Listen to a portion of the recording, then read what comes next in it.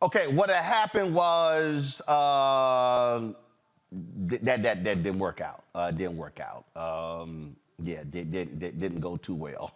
Republicans gathered to say, hey, why don't we do a deal where we can make Patrick McHenry, you know, the real short dude, out of from Illinois, something like that. Let's go ahead and make him the interim speaker through January, and then while that happens, then Jim Jordan, he can keep trying to sit here and get to 217 votes or to become the next speaker. Well, that plan blew up in the faces of Republicans. In fact, we now have stories of fighting, Matt Gaetz getting cussed out by Kevin McCarthy. Another member threatened to go at Gaetz. Now, they all are blaming him because he was the one who led the mutiny that, of course, led to Kevin McCarthy being replaced as Speaker of the House. Now, what was pretty dumb by the Republicans is, how you gonna do that and not have a plan B? And so just the constant back and forth. I got to play y'all some of this audio because it's pretty funny. And so here is, let me see here. Let me go ahead and pull it up. Here is Kevin McCarthy talking about the blow up in the Republican conference meeting. And I love how they keep blaming Democrats for the dilemma when they the fools who can't get their act together. Here is the lame duck ousted Kevin McCarthy. No. I was at the mic, I was speaking, and Matt Gaetz tried to interrupt us, so I told him to sit down, and he sat down. What's your deal? I told him to sit down. I think the entire conference screamed at him. People are, listen, the whole country, I think, would scream at Matt Gaetz right now. Remember, it was a crazy eights led by Matt Gaetz and every single Democrat that put us into this situation. We've never been in this situation before, but how do you have 4% of your conference remove a speaker when 96% are there? This is why we're here. He had no plan afterwards. Now we have Israel at a war, questions whether Congress can act, questions where we'd be able to go to select a new speaker. I mean, it's a difficult situation driven by one person for his own personal beliefs, his own animosity towards me, and his concern about what's inside an ethics complaint that was filed before I was even speaking. I'm confused here. Didn't Kevin McCarthy agree to this deal? Didn't he agree, in order for him to become speaker, didn't he agree to the deal to allow one person to basically call for his removal? Well, some reporters did catch up with that idiot from Florida, Matt Gaetz. Again, if you want more laughter, here you go.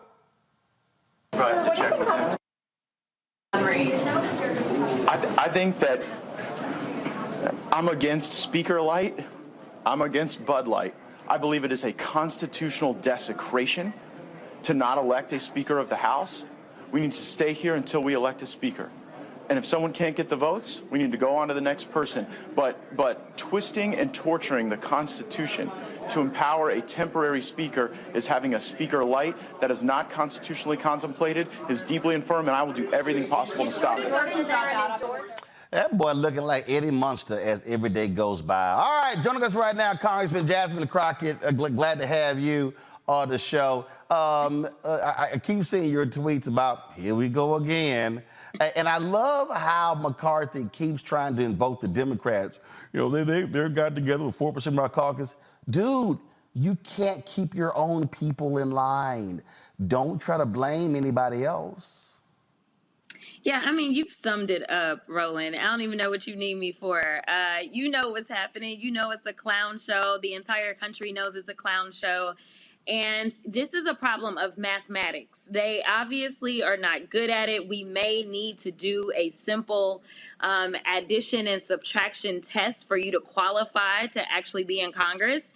Because at the end of the day, you have to look at what is your majority. They are in the majority. So you have a slim majority. So that means that you can't have that much of a defection. Right now, they can only afford to lose 5 people. So therefore, you don't necessarily have to have 100%, but you can't lose more than 5. We never elected McCarthy, and therefore we were never going to vote for McCarthy, especially since the only thing that McCarthy has offered us is more and more oppression and more revisionist history where he tries to put everything on us that is bad, and it's just not true. We aren't in control. If you wanted to be in control, if you wanted to be speaker, now you understand that there is an actual responsibility that comes with the gavel.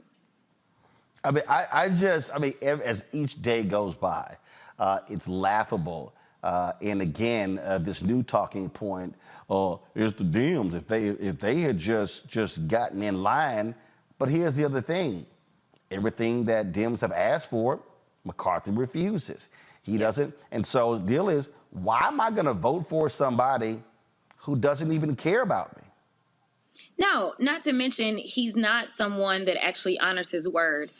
Democrats are not so unreasonable to believe that we're going to get the speaker of our choice coming from across the aisle. I mean, that's not going to happen. So we're very realistic about it. But here's the deal. When you make a deal with the president of the United States and we expect you to honor that deal and you completely renege on that deal, trying to appease what he's now referring to as the crazy eights. The only one that's crazy, Kevin, I'm sorry, is you, because you fell for the okie doke. Listen, this has never happened in the history of the United States because you were just that bad at negotiating.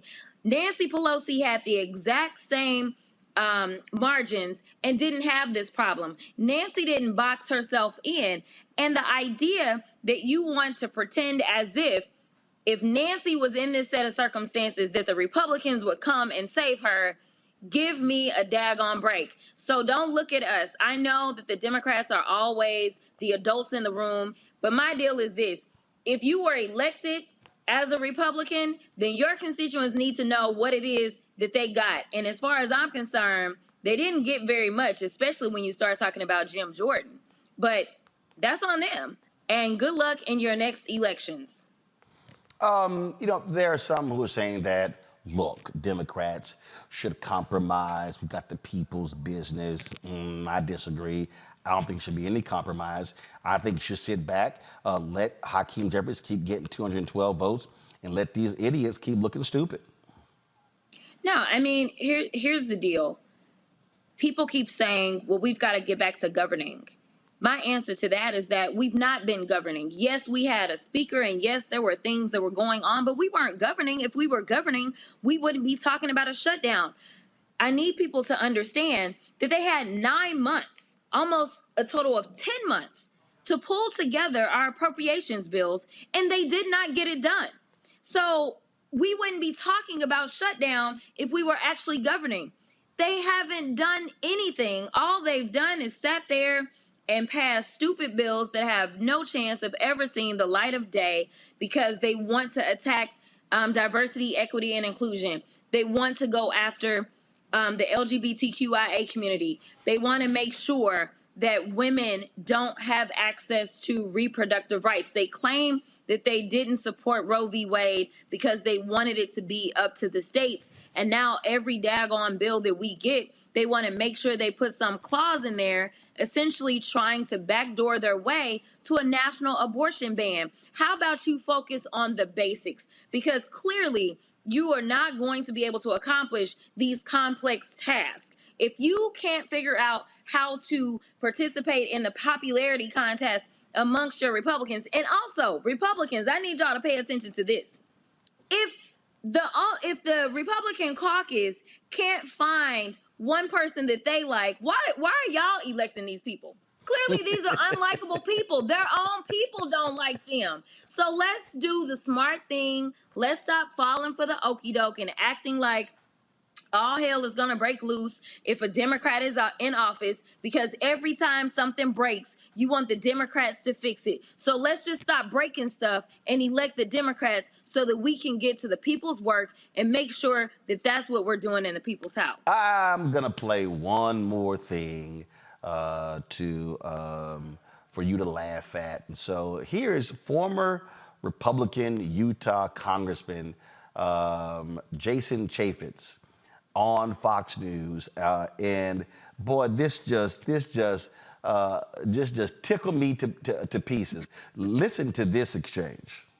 Had no powers. It was supposed to be done for continuity of government purposes. So they got to hash that out. And Tom Emmert, the whip, put out a notice saying they were going to get together at noon. But yeah, we're getting close to noon, and if they're pulling that back, they're going to announce that any time.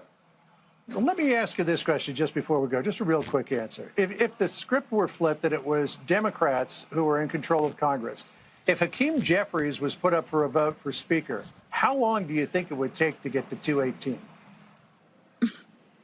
Well, Hakeem Jeffries has now lost 17 races in a row. So 17 times in a row, he's been put up as Speaker and he's lost. So he's kind of already over that threshold. I just don't think one party is going to come in and support another party. I just don't think we're going to get to that point and see it. Maybe we do, but I really doubt it. No, I just meant I think the Democrats would elect a Speaker very quickly if they were in the position that the Republicans are in. Jason, great to see you. Thank you. They haven't had those problems. Yeah. Exactly. Thanks. President Biden announcing $100 million. Hey, John, how about you say, hey, Jason, you look pretty stupid with that answer. I mean, the reality is it probably would take about 3 minutes for Democrats to elect Hakeem Jeffries as Speaker if they were in power. If that.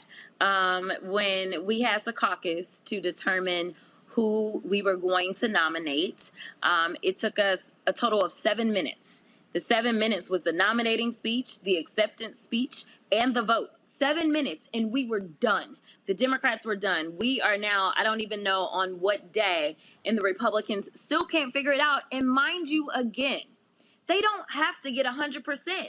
We have 100% of the caucus that is standing with Hakeem.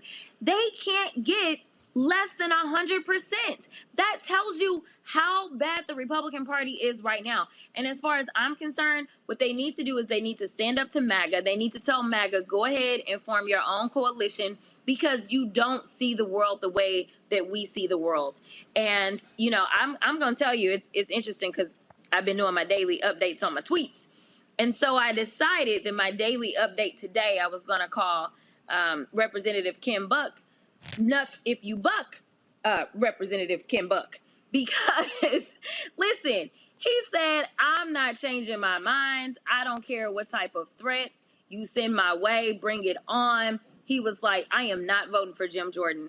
And honestly, it is not the type of backbone that I expected to see out of anyone other than the Radical 8. I am so impressed with those people that have decided, you know what, it's time for me to have some principles and we need to start to take our party back. We need to get back to a real two-party country and system. We need to go ahead and eradicate the power that is being wielded by these extreme folk that really don't represent who we are in this country. All righty. Congresswoman Jasmine Crockett, we appreciate it. Thanks a lot. Have a good one.